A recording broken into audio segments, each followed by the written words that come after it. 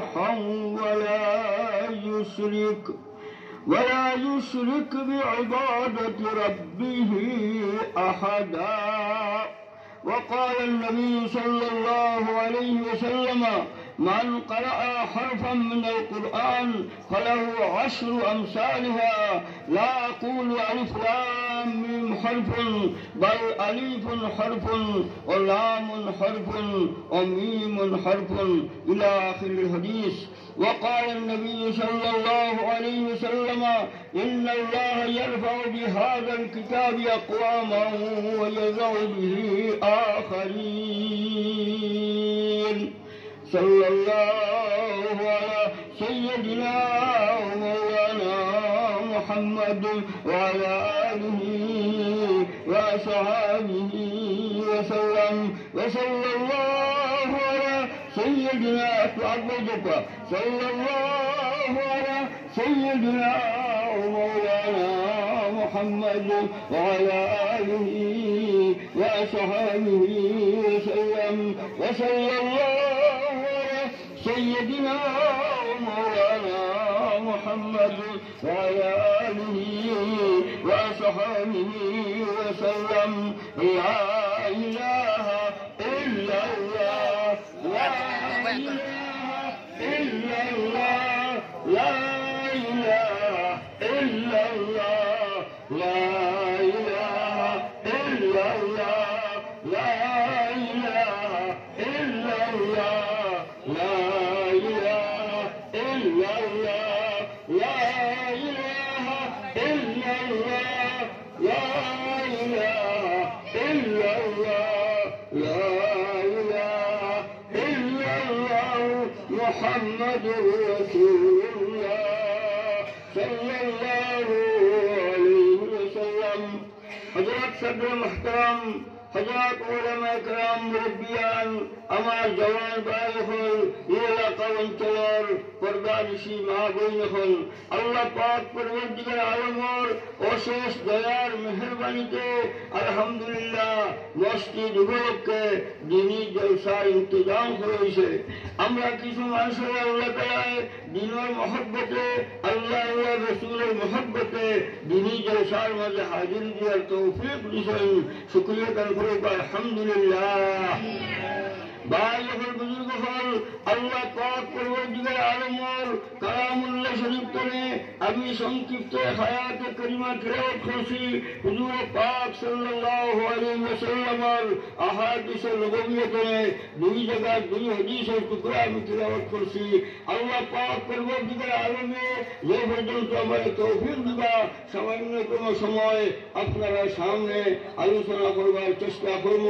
আমার ভাই হল, বুজুর্গ হল, আল্লাহ পাক পরবর্তীকার আলমে দুনিয়ার জমিনে পয়দা করছেন, লাখ লাখ মখলুকাত পয়দা করছেন, অসংখ্য জীব জন্তু পয়দা করছেন। আল্লাহ পাক পরবর্তীকার আলমের এক উদ্দেশ্য আর গরজ আছে। আল্লাহ পাক পরবর্তীকার আলমে আসমান, জমিন, কীট পতঙ্গ, কীড়া মাকুড়া, চন্দ্র সূর্য, এই পৃথিবীর বেকার পয়দা করছেন না। কোরআনে কারীমে ফরমাইছে আল্লাহ তাআলা যে আমি তার বেকার পয়দা করছি না, আমার এক উদ্দেশ্য আছে। সেই উদ্দেশ্য কিটা?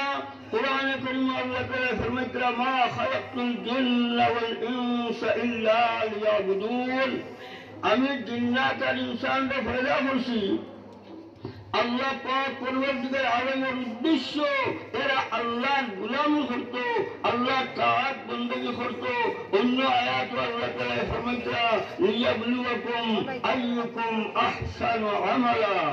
এই মানুষ জাতিয়ে দুনিয়ার জমিনে আল্লাহ পয়দা করছেন, কে কিটা আমল করেন এটা আজমাইশ আর পরীক্ষা করবার লাগি।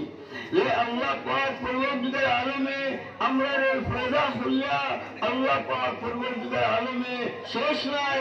আল্লাহ পাক পরবর্তীকার আলমে মানুষ জাতিরে জীব জন্তু পয়দা হইয়া এই মানুষ জাতিরে হেদায়তের লাগি এই পৃথিবীতে 1,24,000 ঊর্ধ্বে নবী করে পাঠাইছেন।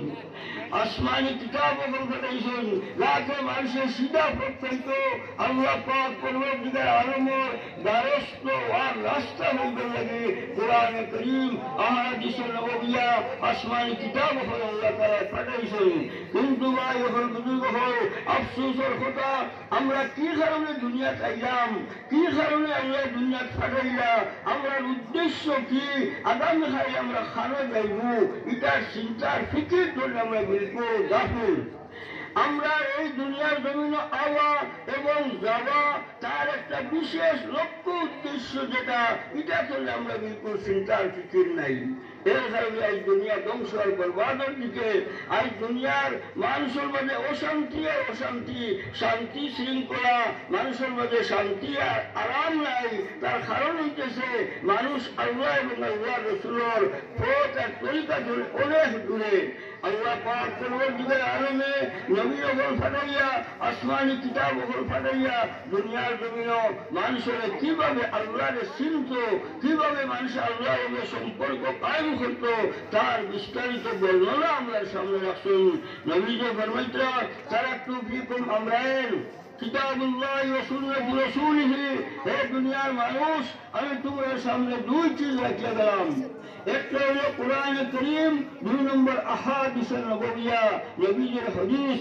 যত সময় তোমরা কোরআন আর হাদিসে মজবুত ভাবে ধরবায়, নবীজি ফরমাইতে লাম তাযিল্লু আবাদা, কখনো পথ নষ্ট হয়ে যায় না, গুমরা হয়ে যায় না, বংশ হয়ে যায় না, নষ্ট আর বরবাদ হয়ে যায় না। আর যে সময় কোরআন হাদিসটাকে সবাই তোমরা ইয়াদ রাখো, তোমরা অনিবার্য ধ্বংস আর পতন নিশ্চয়।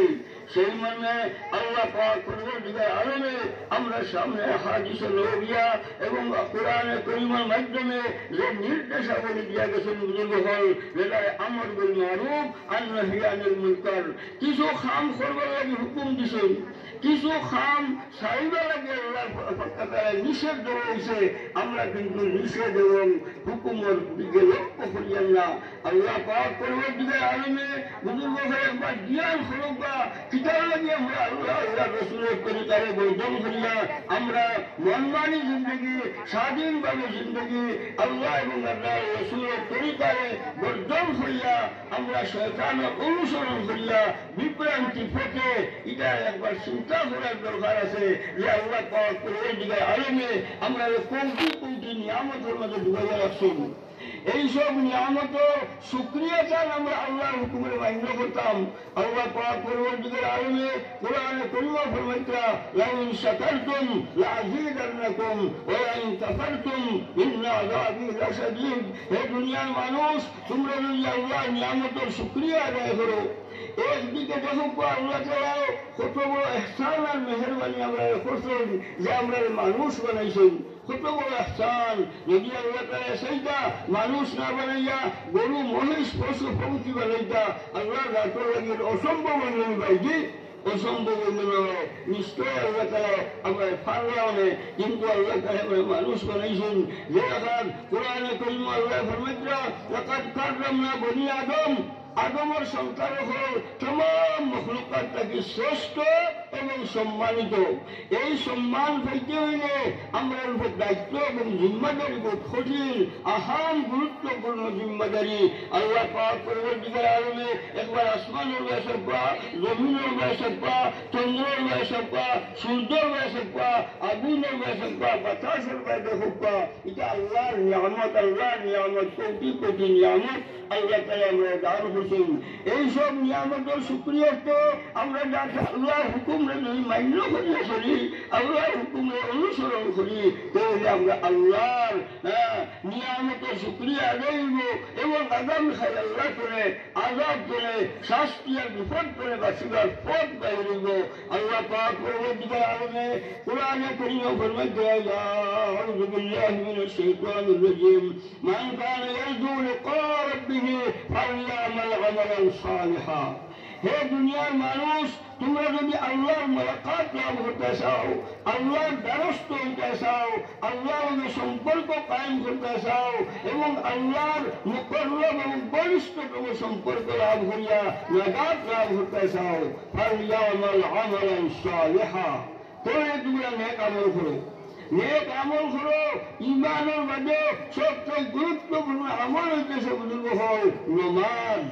মানুষ যত আল্লাহর উপরে ইমান আর একদিন বিশ্বাস করুক, যদি নমাজ থাকে না তাহলে তার ইমান দিয়ে আগুন করে বাঁচতে পারত না। এই নমাজ সবচেয়ে গুরুত্বপূর্ণ আমল। এই নমাজের পাবন্দি লাগে মুসলমান যেন বসে দিব, ইনো মসজিদের প্রয়োজন। এই মসজিদ কে লাগে বলে নমাজের পাবন্দি। কিভাবে নমাজ হইত? হুজুর পাক সাল্লাল্লাহু আলাইহি ওয়াসাল্লাম যেভাবে নির্দেশ আর হুকুম দিয়েছেন, হাদিস শরীফের অভিযোগ হইতা সল্লু কামা রাআইতুমুনি উসাল্লি।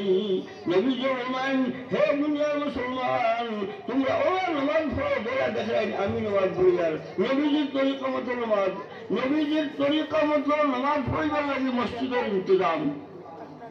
নতুবা মুসলমান হল ফরজ নামাজ তো মসজিদ ব্যতীত আদায় হয়। ফরজ নামাজ যে কোনো জায়গায় যদি দৌড়াতিল আরজু মসজিদে তাহুরা, নবীজি ফরমাইছে পৃথিবীর যে কোনো জায়গায় আপনার নামাজ হোক, দৌড়স্ত পাহাড়ে জঙ্গলে হাটে মাঠে যে কোনো জায়গায় নামাজ হোক আর ফরজ আদায় হোক। কিন্তু নবীজি ফরমাইছে তোমরা আমার তরিকা মতো নামাজ পড়ো, আমি যারা পড়তেছি এরকম ভাবে নামাজ পড়ো। সেই মর্মে নবীজির তরিকা মতো নামাজ যদি আমরা না পড়ি তো সেই নামাজ ছাড়া আমরা আল্লাহর স্তরে বাসা, দুজক স্তরে বাসা, আল্লাহর নবীর অনুসরণ ব্যতীতে আল্লাহর মোলাকাত লাভ করা সম্ভব নয়। সেই মর্মে ভাই বুজুর্গ হল আল্লাহর নবী সাল্লাল্লাহু আলাইহি ওয়াসাল্লাম তার যুগে মক্কা শরীফ থেকে হিজরত করিয়া যে সময় নবীজি মদিনা শরীফ দাওয়াত রাখছেন, হযরতে আবু আইয়ুব আনসারী রাদিয়াল্লাহু তাআলা আনহু তারিখের মধ্যে ঘটনা আছে। হযরত আবু আইয়ুব আনসারী রাদিয়াল্লাহু তাআলা আনহুর বাড়িতে নবীজি যে সময় ইকামত করলা, এখানে নবীজির উঠুনি বসিত। সাহাবায়ে কেরাম বহুত চেষ্টা করে উঠুনি